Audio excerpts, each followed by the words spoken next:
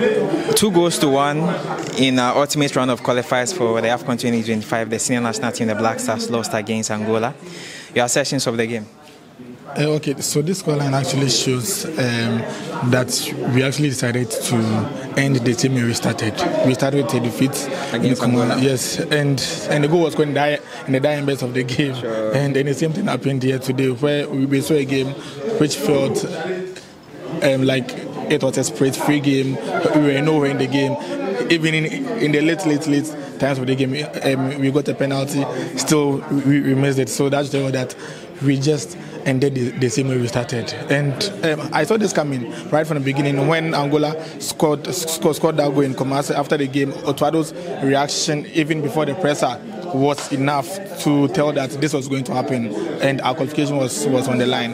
And lo and behold, we've now failed to qualify to the Afcon after how many years? 20 years. And 20 years. Our last time was against Tunisia. Yes, and it's sad for a country that calls itself Africa, Brazil, a football country, not missing out on Afcon. Mind you, it's not only Ghana who had a very bad Afcon in January.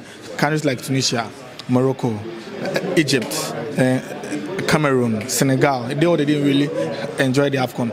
But all these countries are on top of their tables and they've qualified already to the Afcon. In 7 months, we couldn't reset after 7 months. We are still languishing around this same bad results, languishing around a very bad coach, and that is where we are.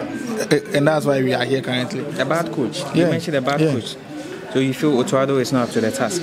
You see, if you have players, and if the players come to play for you, they are not excelling, but they go to the individual clubs and they're selling, what does it tell you? You could get the best players in a team. You could get the Galacticos, but if you don't get a very good coach to coach them, to tell them what to do, it then becomes a problem. You could get the worst players, but if you get a very good coach, he brings out the best in them. So if you have these players are not performing, then yes, I'm right to say it's a bad coach. He's not doing his job right. He's failing at it. Put the coaching aside, I mean, in 6 matches that the senior national team played, I mean, 3 losses, 3 defeats. Where do you think the team will go from here? Now, we don't even know where we are going. Because the next time we are going to the Black Stars place, it's March. The World Cup qualifiers. And I'm afraid, if nothing could change from February to now, what do you think we can do from now to March? So maybe from tomorrow, the subsequent weeks, we are going to see them take a decision which will influence it positively. If not, we might, because now, if the players we plan on playing that World Cup qualifier with, they are not with the team currently. So I'm now going to call them. I'm going to put these players aside who played, who devoted themselves to play this Afcon qualifiers. Like it's a whole lot. It's a whole lot. Finally, before you go, are you one of those people agitating or calling for the head of Coach Otuado? You see, I'm of the view that coaches are appointed to be sacked, right? And a coach is sacked when you are not giving what you expect you to give. Coaching is a performance-based job. So if you're not giving a performance, you should be showed the exit door. We must continue sacking until we get the right coach. If you appoint a coach 3 days and you do bad, we sack you. I feel we should just continue sacking till we get the right coach. Yes, we just sack, and then that is that. Okay, thank you. What's your assessments of the game? Unfortunately, we lost against Niger. Yeah, I think that it was a very good game we played today. The energy was a bit up, but again, unfortunately, the things that have always been there have showed up. The issue of conceding last-minute goals came in strongly, but you look at how the boys played, especially the local guys. I was a bit impressed about them. Razak Simpson, very fantastic player. Nations FC, you saw his demeanor. You saw the Ghana Premier League. Certainly, absolutely. And I was expecting most of our colleagues to ask the coach that question. Did the local players exceed his expectation? But unfortunately, that question couldn't come up. But again, you look at Jerry of Tot FC. I mean, what a chap. He knows how to run in the channels. He knows how to position. And I think that for a long time, the Black Stars have missed strikers in his caliber. And I think that we've just found one for ourselves. But as to whether he's going to maintain and he will continue playing for us, that is for the coach to decide. Let me ask you where you go from here. Well, it's just one thing. We still have games coming up. World Cup qualifiers is just around the corner. I think that the players themselves should learn from this inability to qualify for Morocco 2025. They should tell themselves the reality. Maybe they would have to up their games. They'll need to show more passion, more desire to win matches for Ghanaians. And I think that that'll be all. But look, I want to say that we as fans want players to win, but the players need the win more than us. To be sincere, if you ask them, they'll tell you. But we cannot afford to miss the World Cup. We need to qualify. Yeah. Thank you. Yeah, you know, we are talking about the 4-time African Cup of Nations champions. Ghana need be or baby and Waka say we should forgo the Afcon. You had been free Afcon. Near focus on World Cup. No, it seems here cast a 4-time African Cup of Nations champions on TSA. We are talking about the national team. It got to a time we gave the opportunity to local-based players like Sheila Larson, and they proved the point outside there. But we are talking about the same national team in 2024. We've given the team to someone who clearly is clueless about the job. Tell me, in the first place, the criteria to appoint a coach was 15 years experience and a proven winner. I didn't draft that criteria. It was drafted by the people who are in authority, the people who are able to appoint, but they just ignored their own criteria to go for Otuado. Ask yourself, Otuado was the same person who took us to the World Cup in Qatar by left. So why bring him back?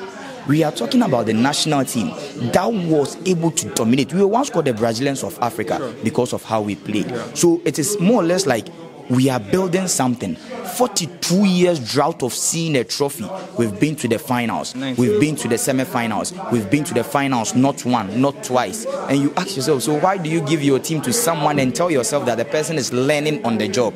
A team that has won the African Cup of Nations for 4 times. A team that is struggling. We are talking about a country that does not even respect its own local players.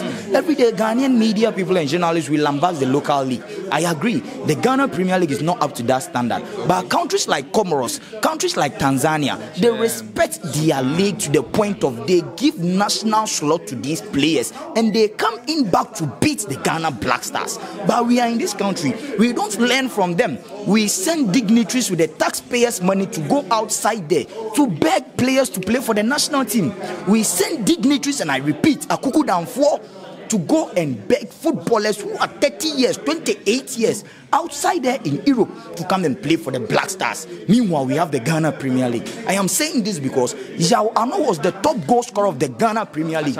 I repeat, the bad Ghana Premier League, we call it. But Yao Ano never got the spot in the national team. And today from Ashgold, Yao Ano is no more a Ghanaian, but a Togolese who watches the watchman. We didn't learn anything from that. Abednego Tete Zlatan also won the Ghana Premier League for BBN Gold Stars. We never gave him that opportunity to play for the national team.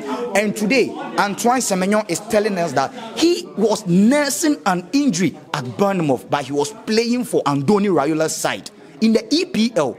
So imagine someone who plays for Bournemouth giving the country an option to choose. He was nursing an injury. We needed him to bring that fine form in the English Premier League to score for the Black Stars of Ghana. But he didn't deem it fit to play for the 4-time African Cup of Nations champions. Why? He was nursing an injury. So during the time that we needed him the most, we should give him rest. And because of that, we have Jerry Afriye. He was the top scorer. He was the top scorer in the African Games. He was the top scorer also for the Wafu. But as we speak, we have big clubs in this country like the Kotoko and the Hearts of Oak. But Jerry Afriye, even getting us a cancellation goal today, will take a bus and go back to Sunyani and go and play for Tots FC. Are we saying if you go to Senegal, they have a national academy? The moment they spot a talent who is good, the country picks you as a project, works on you.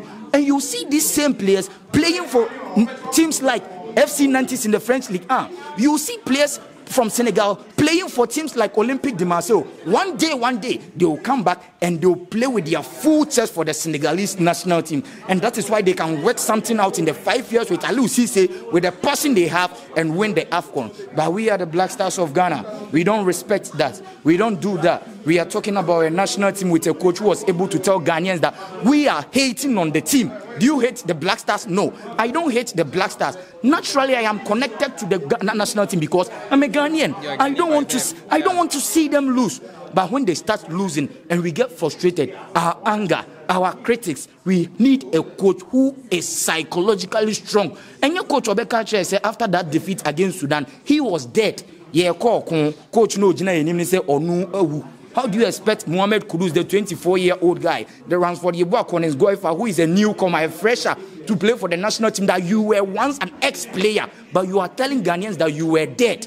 You go back and tell us that you were trained under Judging Club, and so what?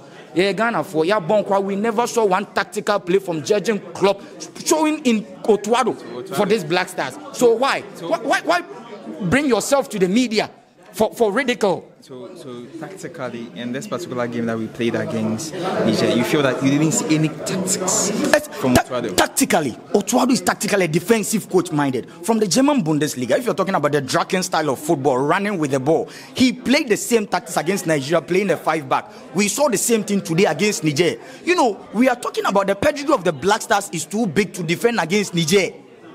And the different way of attacking is to defend back. Today we were having 5 players at the back with 2 midfielders and another forward. Kudus struggling, 2 defensive midfielders. So more or less like 7 players defending for the Black Stars of Ghana. Meanwhile, we need a wing just to salvage our pride, just to salvage our pedigree.